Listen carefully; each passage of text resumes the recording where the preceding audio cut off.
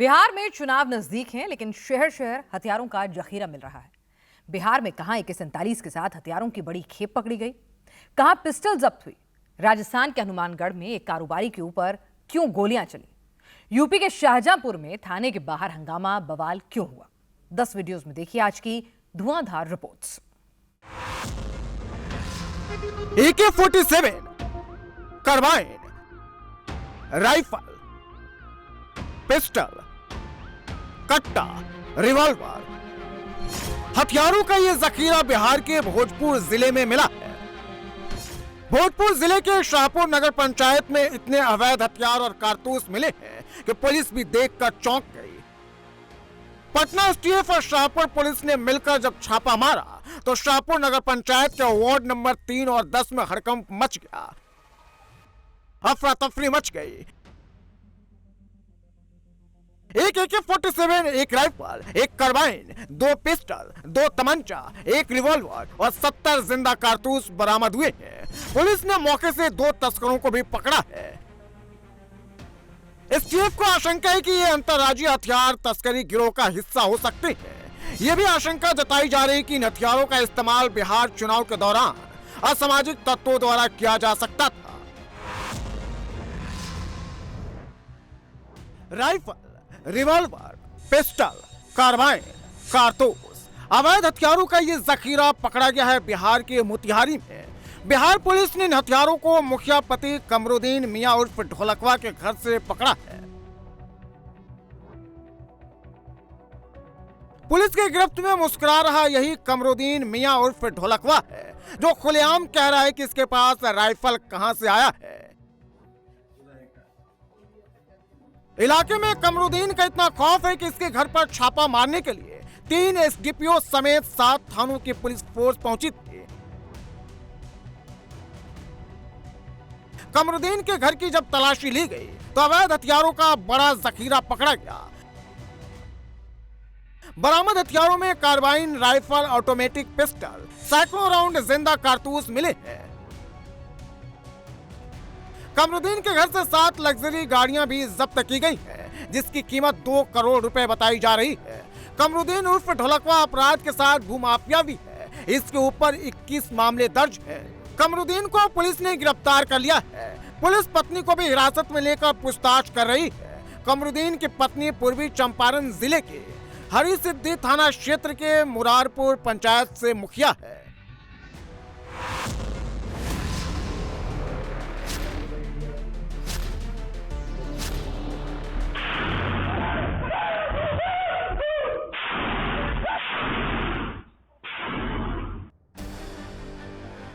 चेहरे को रुमाल से ढककर बाइक से 2 बदमाश आते हैं। रेड टी-शर्ट पहना हुआ बदमाश बाइक से उतरता है, एक दुकान के अंदर जाता है।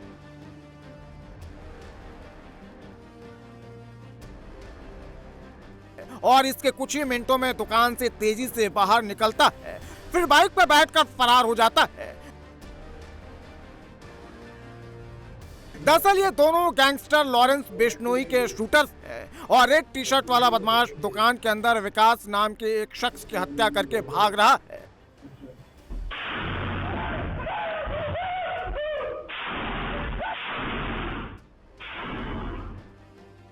देखिए, पहले CCTV में शूटर दुकान के अंदर जाते हुए दिख रहा है, जबकि दूसरे CCTV में शूटर विकास के केबिन के अंदर घुसते दिखाई दे रहा है। शूटर तेजी से दुकान के अंदर जाता है और दनादन 4 गोलियां फायर करता है और फरार हो जाता है।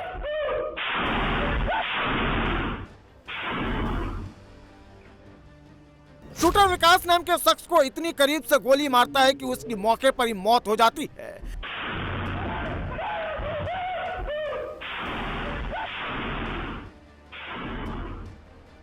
दिन दहाड़े दुकान में घुसकर हत्या का ये वीडियो राजस्थान के हनुमानगढ़ जिले के संगरिया का है, जहां 12 सितंबर को दिन दहाड़े बदमाशों ने शख्स की हत्या कर दी। हत्या की जिम्मेदारी सोशल मीडिया पर पोस्ट कर गैंगस्टर लॉरेंस बिश्नोई गैंग ने ली है।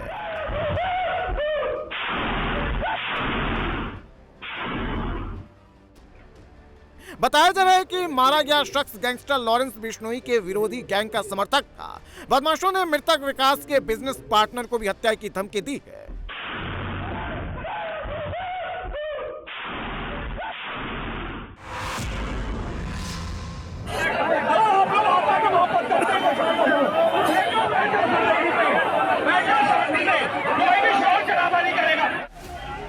शाहजहांपुर में हंगामा मचा है। आधी रात को मुस्लिम समुदाय के लोग सड़क पर उतरे हैं।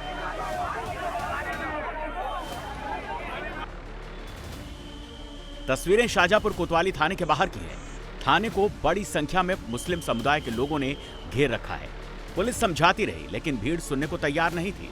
हालात इतने बेकाबू हो गए कि पुलिस को लाठियां तक भांजनी पड़ी, जिसके बाद प्रदर्शनकारियों ने अपना घेराव खत्म किया। ये सारा बवाल सोशल मीडिया पर विवादित पोस्ट के बाद मचा। किसी हिंदू शख्स ने विवादित टिप्पणी कर दी, जिसके बाद इलाके में तनाव का माहौल हो गया। बड़ी संख्या में मुस्लिम समुदाय के लोग कोतवाली थाने के बाहर प्रदर्शन करने लगे।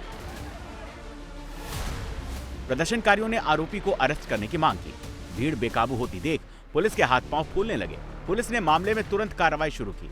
पुलिस ने आरोपी शख्स को गिरफ्तार कर लिया। जब पुलिस अधिकारी और मुस्लिम समुदाय के प्रतिनिधियों के बीच बात चल रही थी, उसी समय थाने के बाहर मौजूद प्रदर्शनकारी धीरे धीरे उग्र होने लगे। रोड ब्लॉक करने की कोशिश की। पुलिस और प्रदर्शनकारियों के बीच नोक-झोंक भी हुई, जिसके बाद पुलिस ने लाठी फटकार कर प्रदर्शनकारियों को खदेड़ा। तस्वीरों में आप देख सकते हैं, बड़ी संख्या में सड़क पर चप्पल, जूते पड़े हुए हैं। मामले की गंभीरता को देखते हुए शाहजहांपुर के एसपी राजेश द्विवेदी के नेतृत्व में बड़ी संख्या में पुलिस वालों ने रात को ही फ्लैग मार्च किया, ताकि मामला बिगड़े ना। एसपी राजेश द्विवेदी ने बताया कि विवादित पोस्ट को डिलीट करवा दिया गया है। साथ ही लोगों से अफवाह पर ध्यान न देने की अपील की गई है। हमारी जात छुपा करके कथा करने से यदि आपकी भावना आहत है तो उसके लिए मैं क्षमा प्रार्थी हूँ। भरे मन से कथावाचक माफी मांग रहे हैं। इन पर अपनी जाति छिपाकर श्रीमद् भगवत कथा करने का आरोप है। ग्रामीणों को जैसे ही इसका पता चला, उनका गुस्सा 7वें आसमान पर पहुंच गया। उन्होंने कथावाचक से जबरन माइक पर माफी मंगवाई। तस्वीरें यूपी के लखीमपुर खीरी की है, जहां के खमरिया थाना इलाके में राम जानकी मंदिर में कथा का आयोजन हुआ था। विवाद बढ़ने के बाद कथावाचक ने सिर्फ माफी ही नहीं मांगी, उन्हें कथा बीच में ही छोड़कर जाना पड़ा।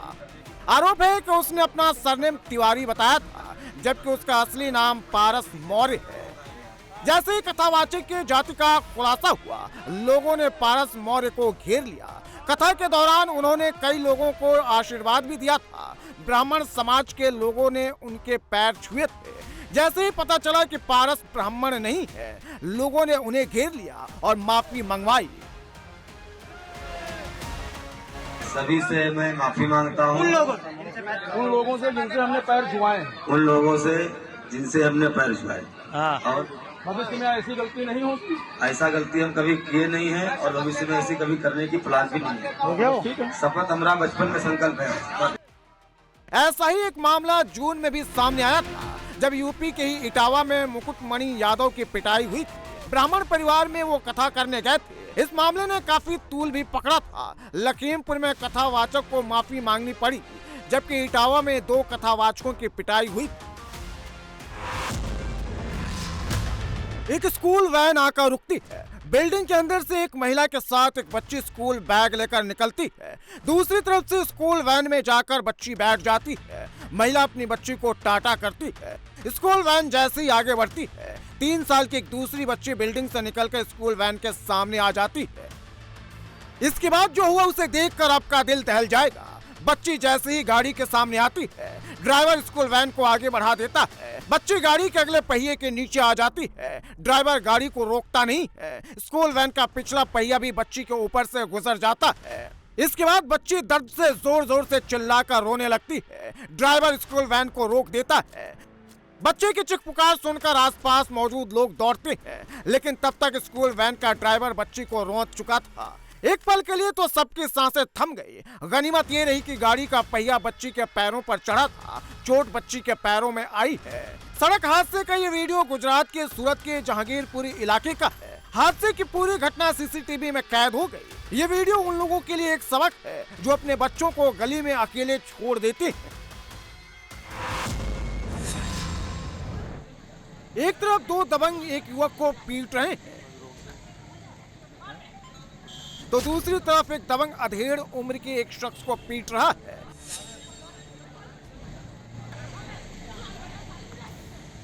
हरे रंग की टी-शर्ट पहने युवक पर दोनों दबंग थप्पड़ों की बारिश कर रहे हैं। एक के बाद एक दनादन थप्पड़ों से पीट रहे हैं। अधेड़ उम्र का जो शख्स है उसे भी पीटा जा रहा है। अधेड़ उम्र के शख्स की शर्ट फट गई है।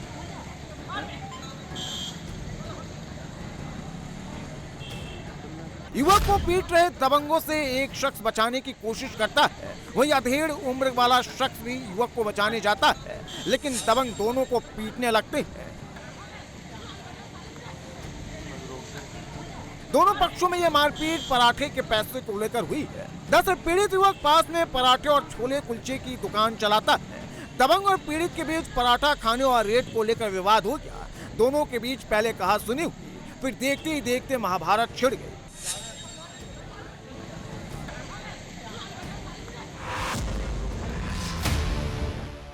यह जो पुलिस वालों के कंधे के सहारे चल रहा है, जिससे पुलिस वाले टांग कर ले जा रहे हैं, ये किसी सड़क हादसे में घायल नहीं हुआ है, बल्कि इसे यूपी पुलिस की गोली लगी है। इसका नाम तोताराम है। इसके क्राइम कुंडली को देखकर पुलिस ने इस पर 25,000 का इनाम रखा था। पुलिस की गोली इसके दाहिने पैर में लगी है। पुलिस की सरकारी गोली लगते ही तोताराम लंगड़ा हो गया। बदमाश तोताराम को पुलिस ने फर्रुखाबाद के कायमगंज थाना क्षेत्र में चेकिंग के दौरान रुकने का इशारा किया, तो इसने फायरिंग शुरू कर दी। पुलिस ने जवाबी कार्रवाई में फायरिंग की, जिसमें बदमाश तोताराम घायल हो गया। बदमाश तोताराम पर संगीन धाराओं में 21 मुकदमे दर्ज है। पुलिस ने बदमाश तोताराम के पास से 315 बोर का तमंचा, कारतूस और खोखा बरामद किया है। आरोपी पर गैंगस्टर एक्ट के तहत भी कार्रवाई चल रही है। रात के अंधेरे में तोताराम शिकार की तलाश में निकला था, लेकिन इससे पहले ये किसी को अपना शिकार बनाता, लूटपाट स्नेचिंग करता, पुलिस से आमना सामना हो गया और सरकारी बुलेट इसके पैर में जाकर धंस गया। चोरों की ये नई तरकीब आपको हैरत में डाल देगी। दो शख्स मास्क लगाए महिला से पता पूछने के बहाने आते हैं, पानी मांगते हैं और मौका देख